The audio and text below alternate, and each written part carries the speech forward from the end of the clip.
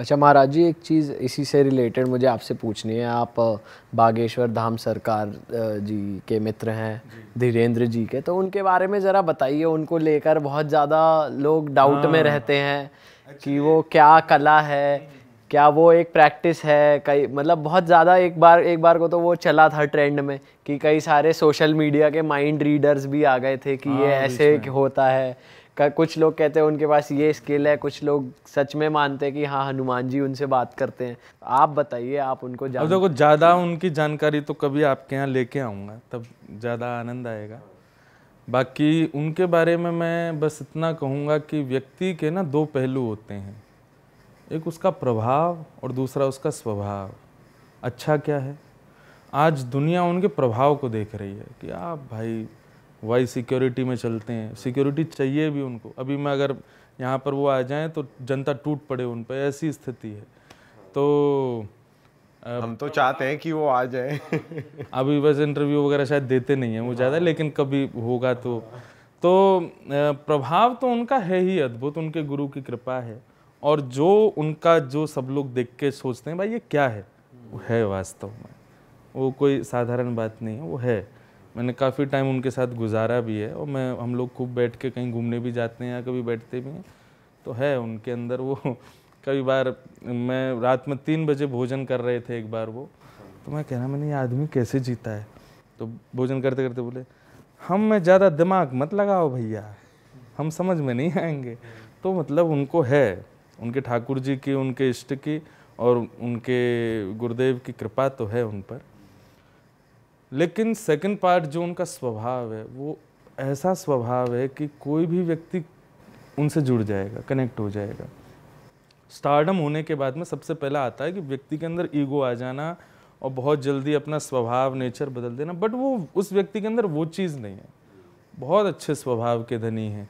अगर मैं कल को आप लोगों को संग ले जाऊं, मैं कहूँ महाराज जी मेरे मित्र हैं, तो वो आपके साथ में ऐसा बर्ताव करेंगे जैसे आप उनके साथ कितने सालों से आप उनके साथ हो। भाई बैठो, खाओ पियो और बताओ क्या खाओगे, और मन में जो आएगा बता देंगे आपको, 2-4 वो बातें ऐसी कह देंगे।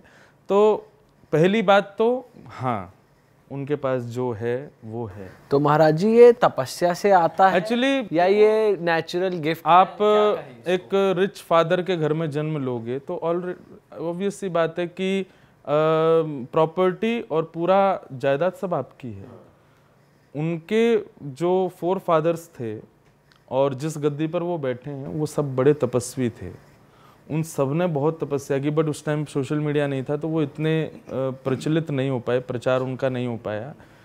उन सब की तपस्या इनको प्राप्त है, करी इन्होंने भी है, पर ये खुद भी वो एग्री करते हैं कि मेरे पास कुछ नहीं, मेरे पूर्वजों की कृपा है।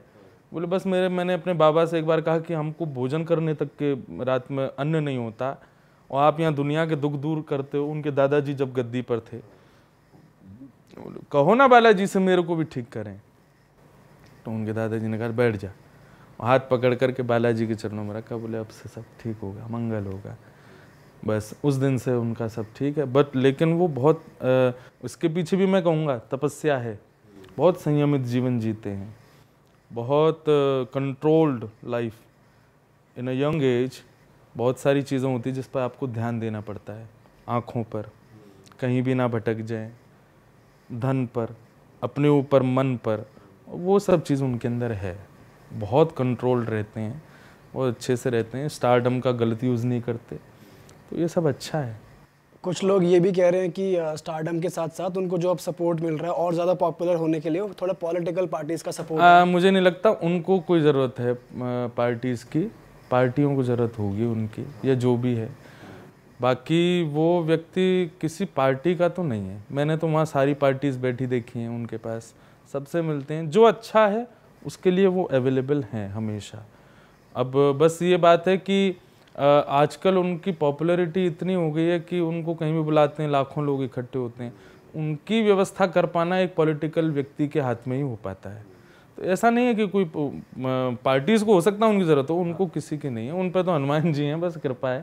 और ये एक यूथ के लिए बहुत बड़ा उदाहरण है। भाई देखो, एक स्पिरिचुअल लाइफ होने के बाद में भी क्या रूप है, क्या सब कुछ है, बट बहुत सदा हुआ जीवन वो जी रहे हैं, अच्छा है, स्पिरिचुअलिटी की पावर है और है, निश्चित है। अच्छा इंद्रेश जी, आपने बातों बातों में ना बहुत बार ही आफ्टर लाइफ की का जिक्र करा जब इस लोक से वहाँ जाते हैं, तो मैं जानना चाहता हूँ कि होता क्या है एक्चुअली जब हमारी मृत्यु हो जाती है, तो शास्त्रों में क्या कहा गया है, आपको क्या नॉलेज है, कुछ बताओ आफ्टर लाइफ के बारे में। जब मृत्यु हमारी हो जाती है उसके बाद में हमारे कर्मों का पूरा रजिस्टर उठाते हैं चित्रकेतु जी, ब्रह्मा के पर्सनल असिस्टेंट हैं चित्रकेतु, उनके पास सबका लेगा जोखा रहता है हमारा।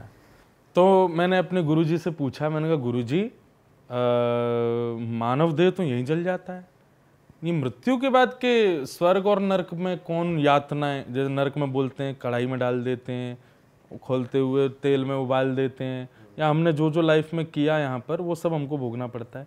स्वर्ग में बताते हैं कि बुढ़े नहीं होते, दाढ़ी मूछ नहीं आती, कितना भी खा लो पेट बढ़ेगा नहीं, मोटे नहीं होगे, भोग आदि ये सब। मैंने कहा कैसे पॉसिबल है, क्योंकि ये धर्म तो शरीर का है और शरीर तो यहीं जल गया। तो हमारे गुरुजी ने बहुत अच्छा आंसर दिया, बोले देखो मृत्यु के बाद ना व्यक्ति का पूरा डाटा चेक करते हैं चित्रकेतु, और देखने के बाद में उसका बताते हैं भाई इसने इतना पाप किया, इतने पाप के लिए इसको नरक जाना पड़ेगा, इतना पुण्य किया इसके लिए स्वर्ग जाना पड़ेगा। तो उसके लिए क्या करते हैं, वो उसको यातना देह देते हैं, एक नया एक इन्वेंशन, एक शरीर दिया जाता है। नरक जाने के लिए यातना शरीर मिलेगा जो कि हमारे जैसा ही होता है, बस हमारे शरीर में और उस यातना शरीर में इतना अंतर है कि अगर हमको बीच से काट दोगे तो हम मर जाएंगे, वो मरेगा नहीं, दर्द पूरा देगा। पीटने पर दर्द पूरी होगी लेकिन मरेगा नहीं, बस उसकी यही खासियत है। पहाड़ से फेंक दो, नदी में डुबा दो, पीड़ा तड़फन और जलन जो भी होती है लगने पर शरीर, वो सब होगी, उसको मरेगा नहीं। मतलब बोले गुरुजी कि जब वो श्लोक सुना रहे थे कि जब व्यक्ति नरक में यातना भोगता ना, तो वहाँ यमराज से बार बार कहा मुझे मार दो, मुझे मार दो, मैं मर क्यों नहीं रहा हूँ।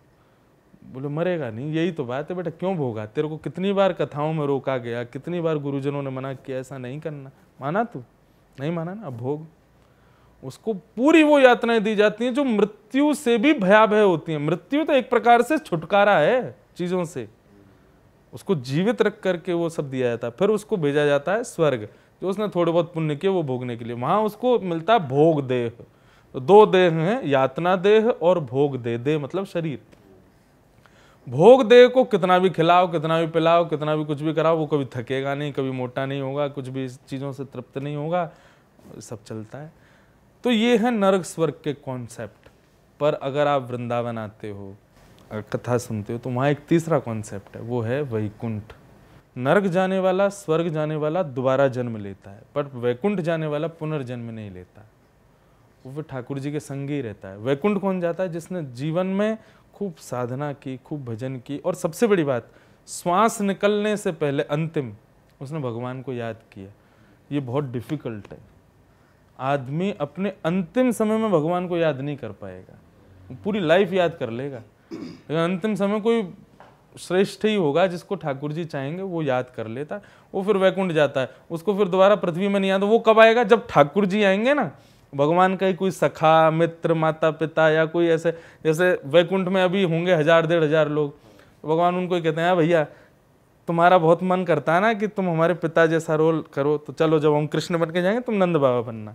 द्वारपाल जय विजयों को कहते हैं तुम दोनों को बड़ी इच्छा रहती है भगवान के संग 2-2 हाथ करें, तुम दोनों राक्षस बन के आओगे, हम तुम्हारे साथ युद्ध करेंगे। तो एक प्रकार से लोग इसको गलत ना लें, लेकिन ये फैक्ट है कि भगवान की जो लीला होती है ना, वो ठाकुर जी पहले ही प्री प्लान कर लेते हैं, ऐसा ऐसा ऐसा करेंगे। और उसका कारण केवल ये होता है कि हमारी लीला के बाद में लोगों को इससे ज्ञान मिले कि हमें करना क्या है।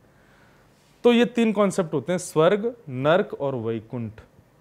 वैकुंठ जाने वाले का जन्म नहीं होता दोबारा, वो भगवान जब आते हैं लीला करने, जैसे अब कल की अवतार होगा, तब ठाकुर जी के साथ में जो जो पधारेगा पृथ्वी पर, उनके माँ बन के, पिता बन के, भाई बन के, सखा बन के, शत्रु बन के, दुश्मन बन के, वो सब वहीं से आएंगे और सब लीला होगी।